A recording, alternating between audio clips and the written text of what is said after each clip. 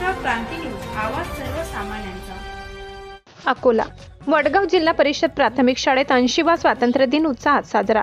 अकोला तालुक्यातील मौजे वडगाव येथे दरवर्षीप्रमाणे यंदाही जिल्हा परिषद प्राथमिक शाळा वडगाव येथे 15 ऑगस्ट रोजी 80वा स्वातंत्र्य दिन मोठ्या उत्साहात साजरा करण्यात आलाय.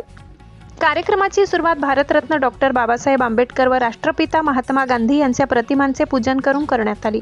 ग्रामपंचायत कार्यालयात सरपंच साईनाथ वामन बाबर यांच्या हस्ते ध्वजारोहण करण्यात आले. त्यानंतर जिल्हा परिषद प्राथमिक शाळेच्या प्रांगणात मुख्याध्यापक सुधीर इंगळे यांच्या हस्ते ध्वजारोहण करण्यात आले. राष्ट्रगीताने कार्यक्रमाची सुरुवात करण्यात आली. यावेळी विद्यार्थ्यांनी देशभक्तीपर गीते, विविध सांस्कृतिक कार्यक्रम व जयघोष सादर करून उपस्थितांची मने जिंकली. विद्यार्थ्यांच्या देशभक्तीपर सादरीकरणाला ग्रामस्थांनी उत्स्फूर्त दाद दिली. यावेळी उपस्थित पदाधिकाऱ्यांनी स्वातंत्र्य दिनाचे महत्त्व सांगत विद्यार्थ्यांना मार्गदर्शन केले.